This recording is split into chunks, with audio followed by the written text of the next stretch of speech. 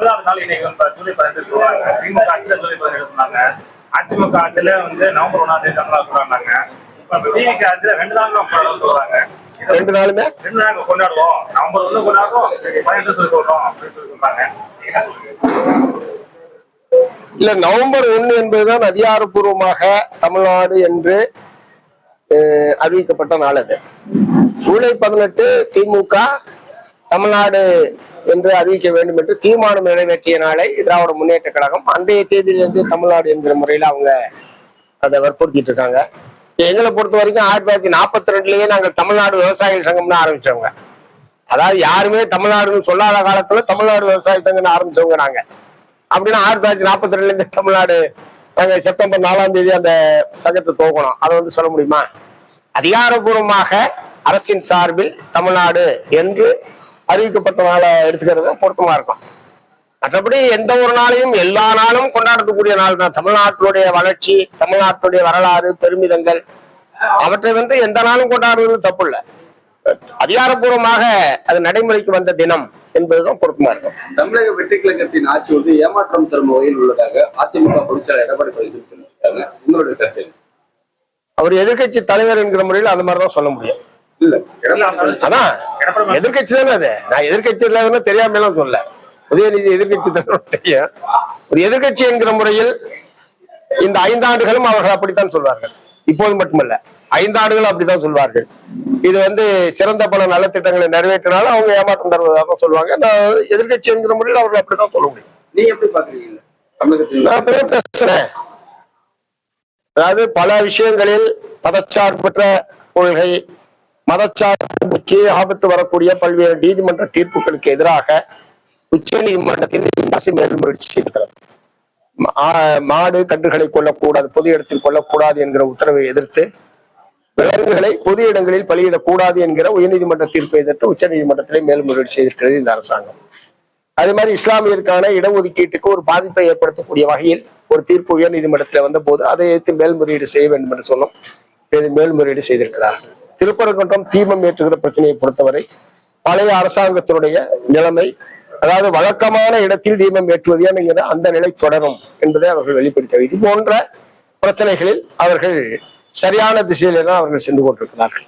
சில ஒப்பந்தங்கள் அல்லது இந்த மாதிரி தூய்மை பணியை தனியாருக்கு விடுவது போன்ற விஷயங்களில் எங்களுக்கு உடன்பாடு இல்லை.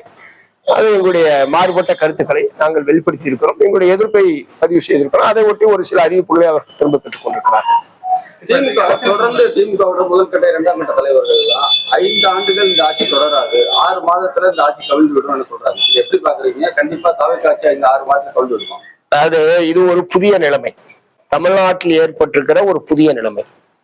அநேகமாக எந்த ஒரு கட்சிக்கும் அறிவு பெரும்பான்மை இல்லை என்கிற நிலைமை 1952க்கு பிறகு இப்போதுதான் முதலாக தமிழகத்திலே ஏற்பட்டிருக்கு.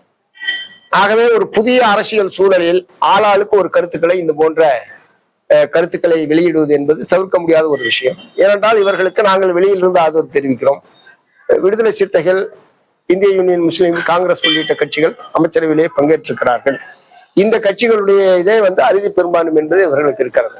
ஆகவே எங்களுடைய ஆதரவில் எந்த விதமான மாற்றமும் ஏற்பட போவதில்லை.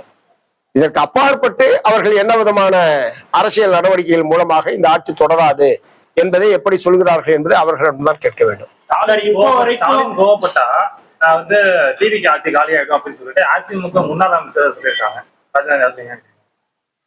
ஒருத்தர் கோவப்படுறதுனால ஒரு அரசாங்கம் அவ்வளவு பலவீனமா இருக்கு. தவிர்க்க ஏறத்தாழ 1.25 கோடி பேர் வாக்களித்திருக்கிறார்கள்.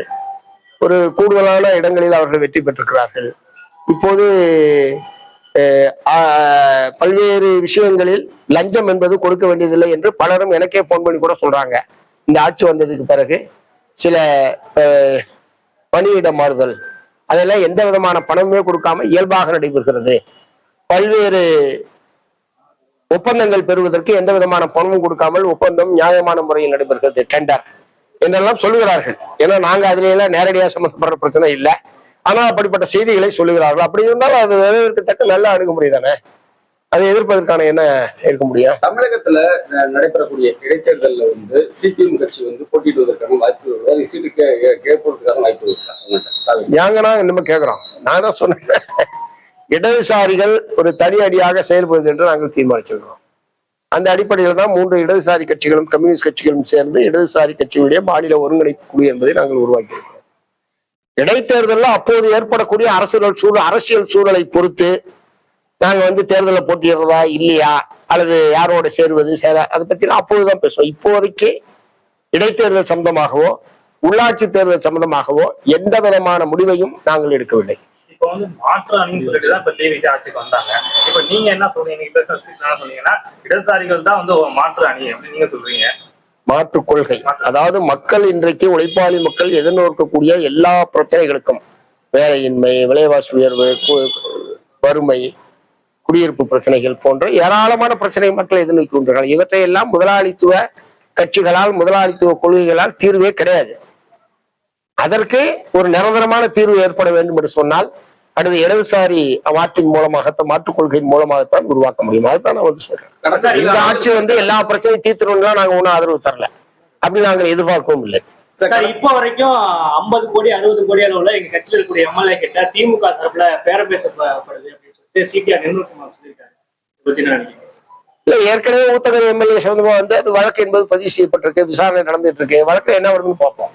மற்றது ஒன்றும் ஆதாரம் கிடையாது. இப்ப அவர் சொல்றது ஏற்கனவே ஊத்தங்கரை சட்டமன்ற உறுப்பினரிடம் அப்படி ஒரு உரையாடல் நடைபெற்றதாக வீடியோ வந்ததை ஒட்டி ஒரு வழக்கு என்பது பதிவு செய்யப்பட்டு விசாரணை என்பது நடைபெற்றுக் கொண்டிருக்கு. விசாரணையில என்ன வருதுன்னு பார்ப்போம். டெல்டா மாவட்டங்கள்ல வறட்சி இந்த கடுமையான வறட்சி என்பது நிலவி வருது. குறுவை சகப்பு தண்ணீர் இல்லாமல் பாதித்து வருகிறது. வறட்சி மாவட்டமா அறிவிக்க வேண்டுமா? சிபிஎம் கூட நிலைப்பாடு இல்ல. இப்ப குறுவைக்கு தண்ணீர் வரல என்பது ஒரு பெரிய உற்பத்தி இழப்பு என்பதை டெல்டா மாவட்ட விவசாயிகள் எதிர்கொண்டிருக்கிறார்கள். கர்நாடகாவிலையும் போதுமான அளவுக்கு மழை பெய்யல, இங்கேயும் தமிழ்நாட்டையும் போதுமான அளவுக்கு மழை இல்லை. அதை விட முக்கியமான விஷயம், வெப்பம் இன்றைக்கு வரைக்கும் மே மாசத்தை விட ரொம்ப மோசமா இருக்குது. இந்த எல் நினோ என்கிற பருவநிலை மாற்றம் என்பது ஒரு கடுமையான பாதிப்பை உலகத்தில், நாட்டில், தமிழ்நாட்டில் ஏற்படுத்தி இருக்கிறது. அதனால இங்க நட்டப்பயிர் இந்த வெப்ப அலை காரணமாகவே நட்டப்பயிர் உட்பட கருகி போகக்கூடிய நிலைமை என்பது இருந்து கொண்டிருக்கிறது. ஆகவே இந்த ஆண்டு இயற்கை நம்மளை பழிவாகி இருக்கிறது என்ற முறையில தான் அது பார்க்க வேண்டியிருக்கு. அதனால நமக்கு அடுத்து வடகிழக்கு பருவமழை என்பதுதான் தமிழ்நாட்டுக்கு கூடுதலான மழை பெய்யக்கூடிய காலம். தென்மேற்கு பருவமழை என்பது நமக்கு அவ்வளவு இது கிடையாது. தென்மேற்கு பருவமழை கேரளாவிலும் கர்நாடகாவிலும் பெய்யதன் மூலமாக தமிழ்நாட்டுக்கு தண்ணீர் வரும் என்பதை தவிர தமிழ்நாட்டுக்கு மழை என்பது வடகிழக்கு பருவமழை தான். இந்த வடகிழக்கு பருவமழை காத்திருப்போம், நல்ல மழை பெய்தான் பார்ப்போம். அதனால இப்ப உடனடியாக வறட்சி பாதித்த பகுதி என்று அறிவிக்க வேண்டிய அவசியம் இல்லை. விவசாயிகள் பாதிக்கப்பட்டவங்க இருந்தாங்கன்னா அவங்களுக்கு ஒரு இழப்பீடு தரணுமே தவிர இப்போது வறட்சி உடனடியாக அறிவிக்க வேண்டும் என்பதுல அது பொருத்தமான காலம் அல்ல. அது வடகிழக்கு பருவமழையும் ஒருவேளை பொய்த்து விட்டால், ஏற்கனவே வறட்சிக்காக நிவாரணம் பெற்று தந்தவர்கள் நாங்கள் தான். 2013ஆம் ஆண்டு ஒரு தொடர் போராட்டத்தை டெல்டா மாவட்டம் முழுவதும் நடத்தி பல சில ஆயிரம் கோடி ரூபாய்களை இழப்பீடாக பெற்று தந்தது நாங்கள். அதுக்கு முன்னாடி தமிழக வரலாற்றில் 2013க்கு முன்பாக வறட்சிக்கு நிவாரணம் வழங்கியதே கிடையாது ஒவ்வொரு விவசாயிக்கும். ஆகவே அது ஒரு உரிய காலத்தில் அது பொருத்தமான நேரத்தில் கோரப்பட வேண்டிய கோரிக்கை. நிச்சயமாக நாங்கள் பருவமழையை எதிர்பார்த்திருப்போம். தமிழக முதல்வர் பதவியேற்று இதுவரையும் செய்தியாளர் சந்திப்பு சந்திக்காம இருக்காங்க. மக்கள் மின்சார தட்டுப்பாடு நடக்குது. இன்னைக்கு உடற்பிரேமாதா கூட அவங்களோட கண்டனம் தெரிவிச்சிருக்காங்க.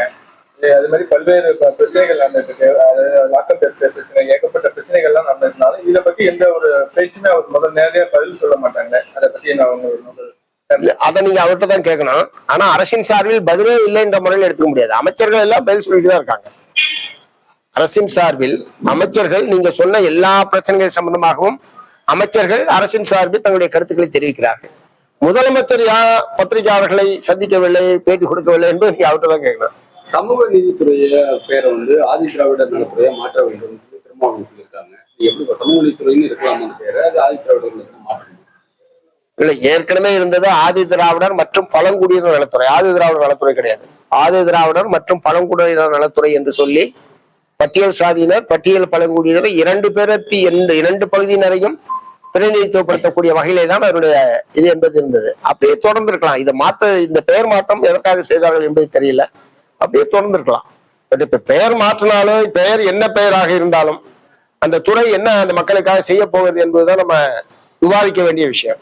பெயர் மாற்றத்தை விவாதிக்க வேண்டிய விஷயம் அல்ல. ஏற்கனவே பட்டியல் சாதி மக்கள், பழங்குடி மக்கள் எத்தகைய பிரச்சனைகளை எதிர்நோக்கி கொண்டிருக்கிறார்களோ அவற்றுக்கெல்லாம் இந்த துறை என்ன செய்ய போகிறது, அவர்களை எதிர்பார்ப்புகளை எப்படி பூர்த்தி செய்ய போகிறது என்பதுதான் நாம் கவலைப்பட வேண்டிய விஷயம். கர்நாடக அரசு இதுவரை தண்ணி தர முடியாதுன்னு சொல்லியிருக்காங்க கர்நாடக மேட்டூருக்கு. எந்த மாதிரி இல்ல, ஏற்கனவே உச்சநீதிமன்ற தீர்ப்பில் ஒருவேளை தண்ணீர் அணையில தண்ணீர் இல்லை என்று சொன்னால் பற்றாக்குறை பகிர்வு என்பதற்கான வழிகாட்டல் என்பது ஏற்கனவே உச்சநீதிமன்ற தீர்ப்பிலே சொல்லப்பட்டிருக்கிறது. 2018 உச்சநீதிமன்ற தீர்ப்பிலே அந்த முறையில் அங்க இருக்கக்கூடிய தண்ணீர் அங்கு குறைவாக இருக்கிறது.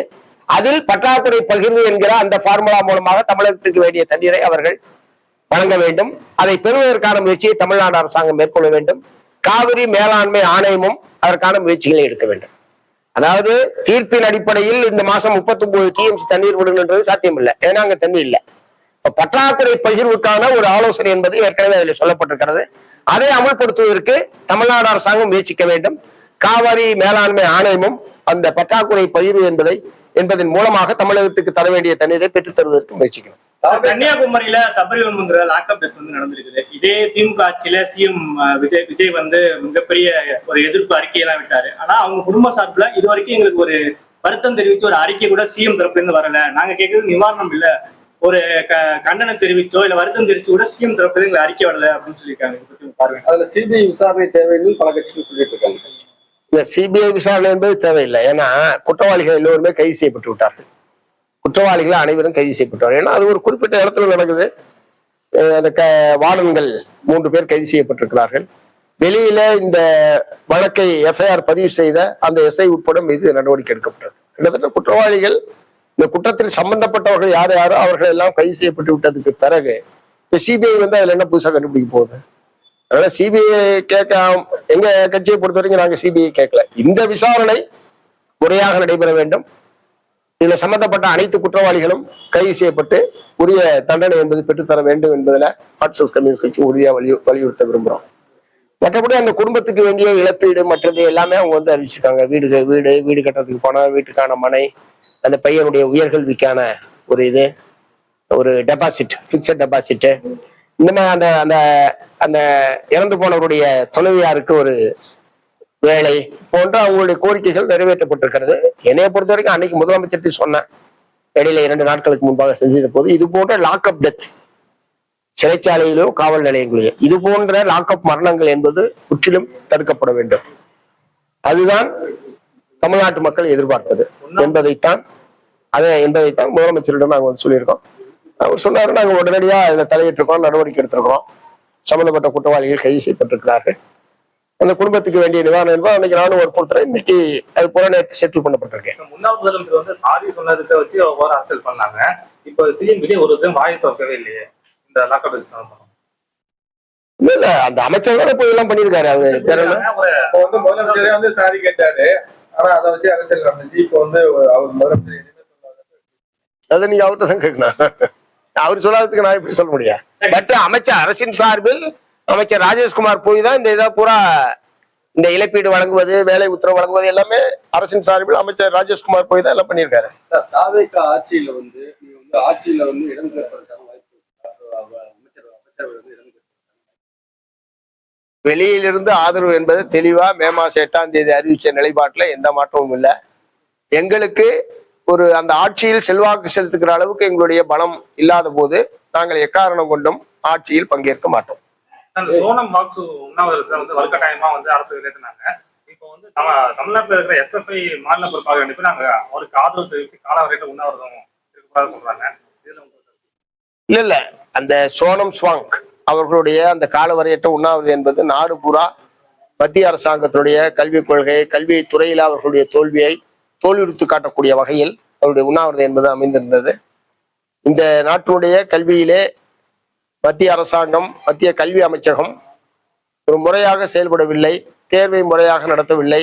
அதற்கு பொறுப்பேற்று மத்திய கல்வி அமைச்சர் ராஜினாமா செய்ய வேண்டும் என்கிற ஒற்றை கோரிக்கையை முன்வைத்துத்தான் அவர் அந்த காலவரையற்ற உண்ணாவிரதத்தை மேற்கொண்டார். கடுமையான உடல்நலம் பாதிக்கப்பட்ட நிலையில் இன்னைக்கு வலுக்கட்டாயமாக காவல்துறையினரால் மருத்துவமனையிலே சேர்க்கப்பட்டிருக்கிறார்.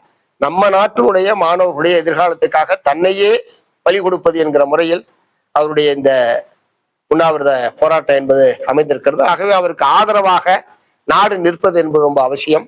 அந்த வகையில் 20ஆம் தேதி நாங்கள் தமிழ்நாடு முழுவதும் ஒருவேளை உணவை புறக்கணித்து நம்முடைய ஒருமைப்பாட்டை சோனம் சுவாங்குக்கு தெரிவிப்போம் என்று நாங்கள் ஏற்கனவே அறிவித்திருக்கிறோம். அதற்கான தயாரிப்பு என்பது நடைபெற்றுக் கொண்டிருக்கிறது.